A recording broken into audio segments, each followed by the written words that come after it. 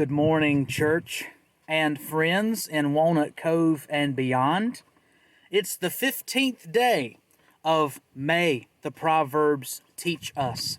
If you haven't done so already, I encourage you to pause this video, go ahead and read chapter 15, because that's where I would like to spend a little bit of our time reflecting on these verses. Chapter 10 began a great shift in this book. Chapter 10 began the individual proverbs of King Solomon. Most of those proverbs are just a verse or two, but we've already seen lots of different topics discussed.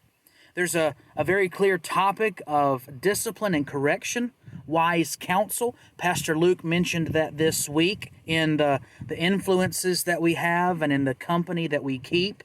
Pastor Jim also mentioned a great topic that comes up time and time again, and that's the issue of righteousness and integrity. There are several other topics you've seen with frequency already.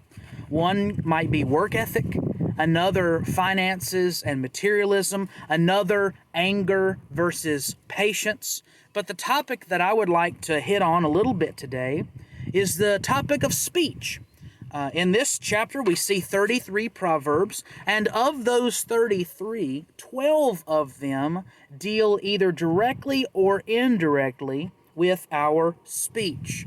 Many of these proverbs begin explicitly with either the lips or the tongue. And you see many of these verses talking about what comes from our mouth.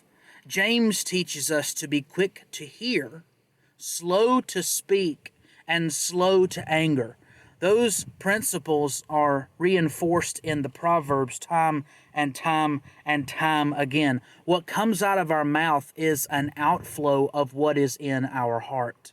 For us as believers, we want to have a pure heart. We want to walk in obedience to the Lord's commands for our life.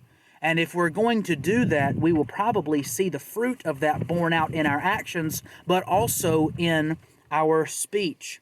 Another thing about the heart that we find in this chapter, verse 11 tells us explicitly that human hearts lie open before the Lord. Verse 3 tells us that the eyes of the Lord are everywhere. He observes both the wicked and the good.